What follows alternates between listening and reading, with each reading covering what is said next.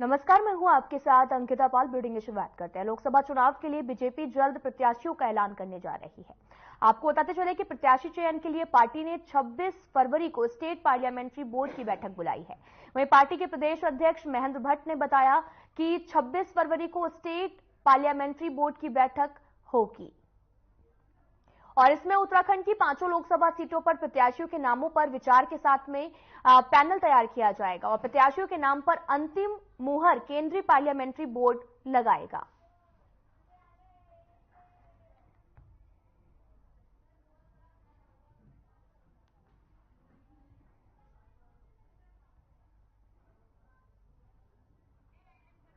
आपको बताते चले कि 26 फरवरी को स्टेट पार्लियामेंट्री बोर्ड की बैठक बुलाई गई है। लोकसभा सीटों पर प्रत्याशियों के नामों पर विचार भी किया जाएगा। दरअसल आपको बताते चले कि भारतीय जनता पार्टी ने बीजेपी जल्द जो है वो प्रत्याशियों का ऐलान करने वाली है और लोकसभा चुनाव नजदीक है, जिसको लेकर बीजेपी जल्द प्रत्याशियों का ऐलान भी करेगी और सीटों पर प्रत्याशियों के नामों पर अभी विचारों और साथ ही विचारों का जो मंथन है वो लगातार किया जा रहा है। बीजेपी जल्द ही प्रत्याशियों का भी ऐलान करेगी और लगातार बैठकों का दौर भी जारी है और इसी दौर में आपको बताते चलें कि सीटों पर प्रत्याशियों के नामों पर विचार भी जल्द किया जाएगा।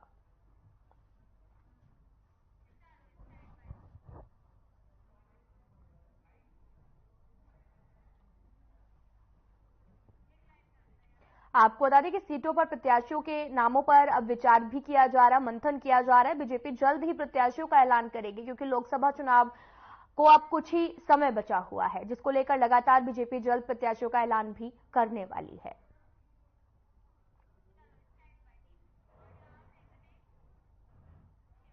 विधानसभा में विशेषाधिकार हनन कमेटी की आखिरी बैठक हुई है, जिसमें पीएमजीएसवाई के चीफ आरपी सिंह के कार्यप्रणाली को लेकर चर्चा की गई। विशेषाधिकार कमेटी के अध्यक्ष खजान दास का भी कहना है कि विशेषाधिकार कमेटी अपनी रिपोर्ट को विधानसभा अध्यक्ष को सौंपेगी और दोनों पक्षों की बातों को सुना गया है और अंतिम निर्णय विधानसभा अध्यक्ष करेंगे।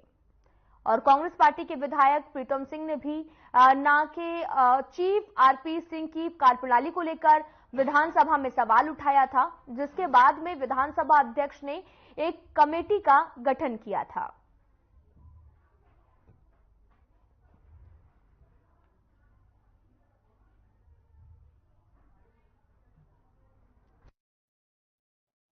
देखिए, आज विशेषाधिकार समिति की बैठक थी और उस बैठक में दोनों पक्षों को आज आमंत्रित किया गया था।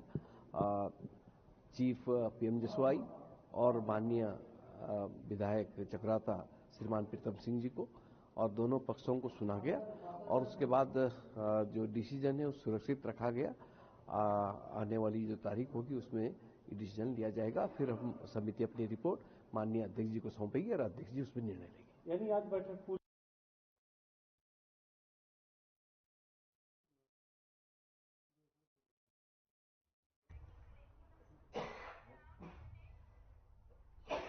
उत्तराखंड की ग्रीष्मकालीन राजधानी गैरसैंण के खनसर घाटी से पिंडर घाटी को जोड़ने के लिए मात्र 5 किलोमीटर सड़क की मांग को वर्षों से लंबित है, जबकि यहां पर 5 किलोमीटर सड़क बनने से दोनों विधानसभा के लोगों को करीब 150 किलोमीटर लंबे फेर से निजात मिलेगा। दोनों घाटिया के लोग, आपको बता दें कि दोनों घाटियों के जो लोग हैं वो सिर्फ 5 किलोमीटर चलकर आपस में मिलजुल सकते हैं, लेकिन आंदोलनकारियों का भी कहना है कि आज तक दोनों विधानसभा के लोगों की मांग को हर स्तर पर ठंडे बस्ते में डाल दिया गया है और इसी को लेकर जगह जगह लोग आंदोलन भी कर रहे हैं। लोगों ने भी चेतावनी दी है कि अगर सड़क नहीं तो वोट नहीं करेंगे। वहीं आंदोलनकारियों ने उम्मीद भी जताई है कि कर्णप्रयाग विधानसभा और साथ ही थराली विधानसभा के दोनों विधायक आंदोलनकारियों के बीच में आकर मजबूत आश्वासन देखेंगे और साथ ही कहा कि जब तक उनको ठोस आश्वासन नहीं दिया जाता है तब तक वे आंदोलन पर डटे रहेंगे।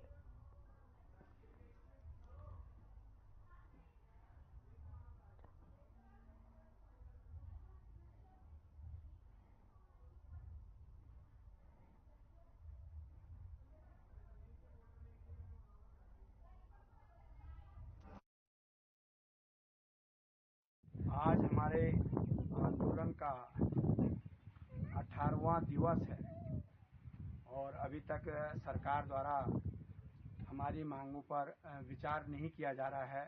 हमारे 3 आंदोलनकारियों को शासन प्रशासन द्वारा जबरन उठाया गया है और 3 आंदोलनकारी हमारे अभी अनशन स्तर पर बैठे हुए हैं। यदि हमारी मांगों पर विचार नहीं करती है सरकार तो हम उग्र आंदोलन करने के लिए बाध्य होना पड़ेगा और जिसके लिए उत्तराखंड सरकार जिम्मेदार होगी। और मैं इन्हीं शब्दों के साथ सभी प्रिंट मीडिया, इलेक्ट्रॉनिक मीडिया उनका हृदय की गहराई से स्वागत और अभिनंदन करता हूं।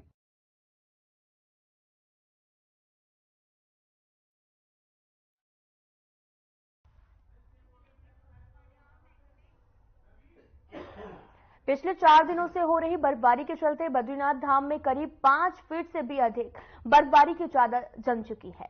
और वहीं दूसरी ओर विश्व प्रसिद्ध हिमक्रीड़ा स्थल औली में भी तो पर्यटक जमकर स्लाइडिंग का लुत्फ भी उठा रहे हैं। और आपको बता दें कि बद्रीनाथ धाम में पैदल रास्ते, पुल सहित सभी जगहों पर बर्फ ही बर्फ जमी हुई नजर आ रही। बद्रीनाथ धाम में बर्फबारी के कारण वहां पर सुरक्षा में तैनात आईटीबीपी और साथ ही पुलिस के जवानों को काफी दिक्कतों से दो चार होना पड़ रहा है। जवानों को गश्त लगाने के लिए सारे रास्तों से बर्फ हटानी पड़ रही है और इसी के साथ जिले के उच्च हिमालयी क्षेत्रों में जमकर हो रही बर्फबारी की शीतलहर ने निचले हिस्सों में लोगों को जो ठिठुरन है वो भी बढ़ा दी है। और लेकिन देश विदेश से आए पर्यटक इन डेस्टिनेशनों का जमकर आनंद भी उठा रहे हैं और पर्यटन व्यवसाय से जुड़े हुए स्थानीय लोगों के चेहरे अधिक पर्यटकों के आने से काफी खिल गए हैं।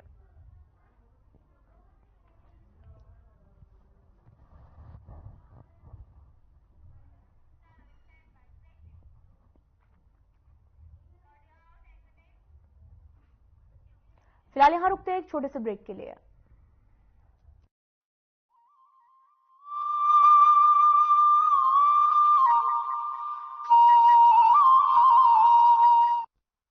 परिवार के एक सदस्य के लिए एक कानून हो, परिवार के दूसरे सदस्य के लिए दूसरा कानून हो, तो क्या वो घर चल पाएगा क्या? फिर ऐसी दोहरी व्यवस्था से देश कैसे चल पाएगा?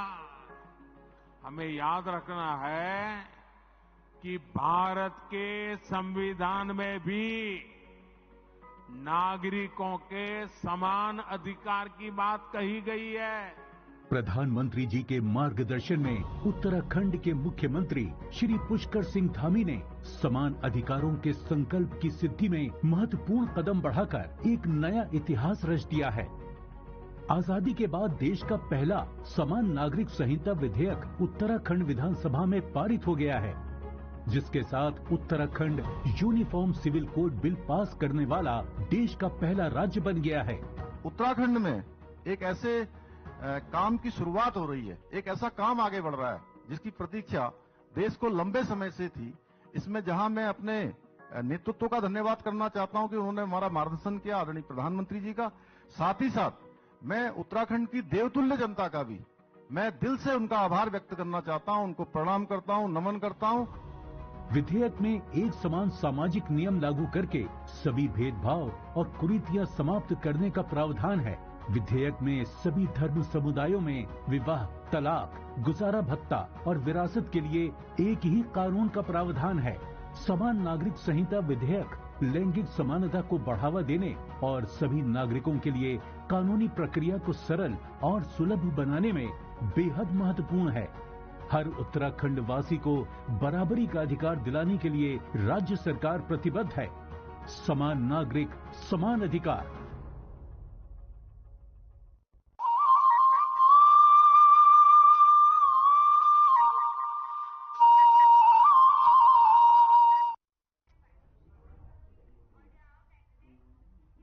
ब्रेक के बाद स्वागत है आप सभी का। रुख करते हैं खबरों की तरफ। कैबिनेट मंत्री सतपाल महाराज ने पर्यटन विभाग के अफसर को होम स्टे को भी और बढ़ावा दिए जाने के निर्देश दिए हैं और साथ ही उन्होंने कहा कि होम स्टे योजना में कमरों की संख्या को बढ़ाकर 6 से 12 किया जाए ताकि होम स्टे कारोबार को बढ़ावा दिया जा सके। साथ ही साथ स्थानीय स्तर पर भी लोगों के लिए रोजगार के अवसर पर जो और भी बढ़ाए जाएं और उन्होंने जोर भी दिया है। और आगे उन्होंने ये भी कहा कि होम स्टे के साथ साथ अब उत्तराखंड में एक नई कॉन्सेप्ट भी लाना चाहिए, जिसे उन्होंने स्लीपिंग अंडर द स्काई नाम दिया है, जिसके तहत पहाड़ों के सिर्फ जोन में जो है वो जहां पर जंगली जानवर का आवागमन ना होता हो, वहां पर बाहर में ही पर्यटकों के लिए सोने की व्यवस्था की जाएगी, ताकि जब भी पर्यटक सुबह उठे तो उन्हें पहाड़ों का सुंदर दृश्य नजर आए। वहीं उन्होंने ये भी कहा कि पर्यटकों को खाने की भी वहां पर व्यवस्था की जाएगी, जिसमें उन्हें स्थानीय खाना परोसा जाएगा।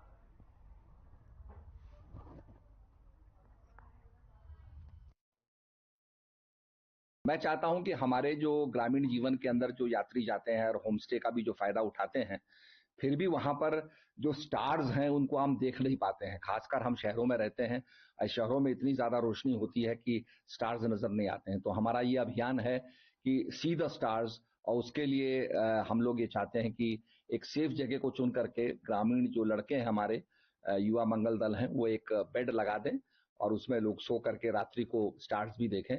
तो स्टार्स का भी अनुभव हो, ये हम चाहते हैं। इसके लिए हमारे रुद्रप्रयाग के जिले के अंदर हमने एक पूरा ग्लाउस उसमें कांच के शीशे लगाए हैं रूफ पर।